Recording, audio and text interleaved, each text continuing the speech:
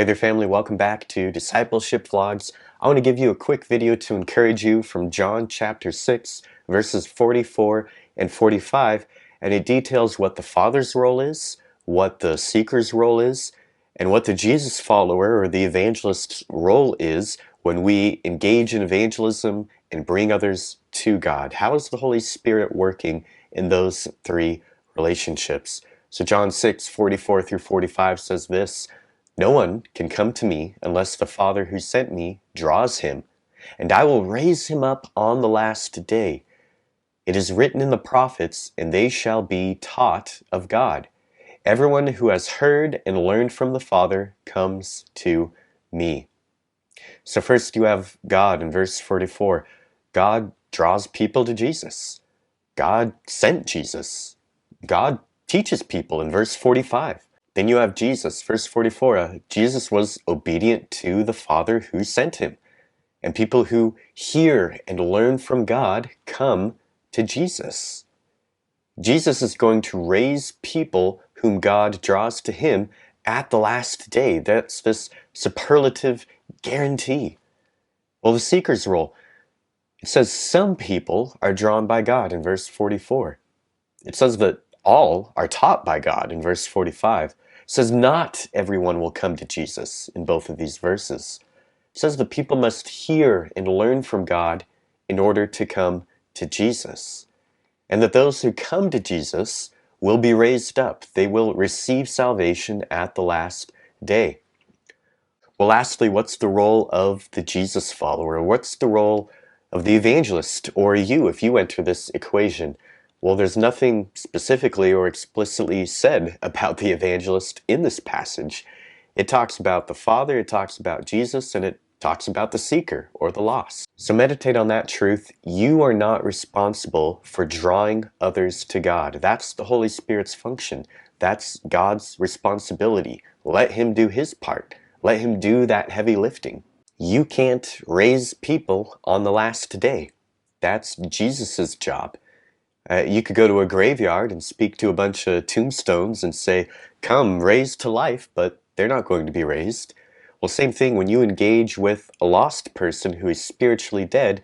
They need the words of life, the Bible, Jesus's words. They need to learn from him and be taught by him. Nothing you say that's eloquent or flashy or convincing is really going to have a deep change for a person. They need to hear from God. He raises them to new life, and they need the words of life. You can't listen and learn from God for seekers. They need to do that for themselves. So what is your role then? Well, elsewhere in John chapter 20, verse 21, Jesus says, "As the Father has sent me, I am sending you." You have been sent. You don't need to wait to hear for God to send you somewhere. God has put you in a specific time, place, and context. You have been sent there, and you do have a role to play. So think about Jesus' words, "As the Father has sent me." Jesus spoke only what the Father told him to say. He only did the will of the Father. He was constantly praying in order to walk in the power of the Spirit and do ministry. We can't really do much apart from following Jesus' example in that. So your role as the sent person is to help others to hear from God, just as Jesus did, constantly quoting the Old Testament, constantly telling them these are the words of the Father. You can help people connect to the Father and hear his words. Offer to help those to whom God is already drawing to learn how to listen to him. So start by helping seekers to learn from God and hear from him by getting them in the Bible to read God's words. That's how people get to know God. That's how people get to know anyone in any relationship. You need to pray and you need to read the Bible so that God can talk to you and you can talk to God. Every relationship takes talking. But then don't just be an academic. Focus on that relationship. After they read a Bible verse, help them to stop and listen for God's voice. How is he speaking directly to them? You can instruct and facilitate people. You can challenge and ask, what is God specifically asking you to do based off of this passage? How is the Holy Spirit prompting you to obey this teaching, to live it out? If these are the words of God, what are you going to do about it?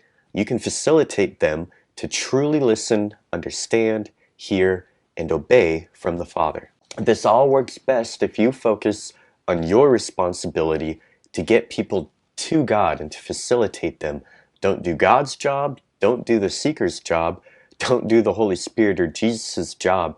When you try to do all of their jobs, you end up making disciples of yourself rather than of God. You are like the medic rather than the doctor. You're like the four friends of the paralytic who lowered the paralytic through the roof to get him closer to Jesus. We are getting dead people closer to Jesus. We're trying to lower them through that roof.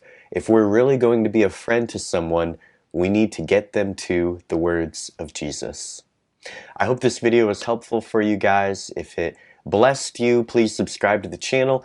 Check out other videos I have on obedience and discovery Bible study for how to help seekers learn from God Himself rather than you putting all the burden on your shoulders. God bless.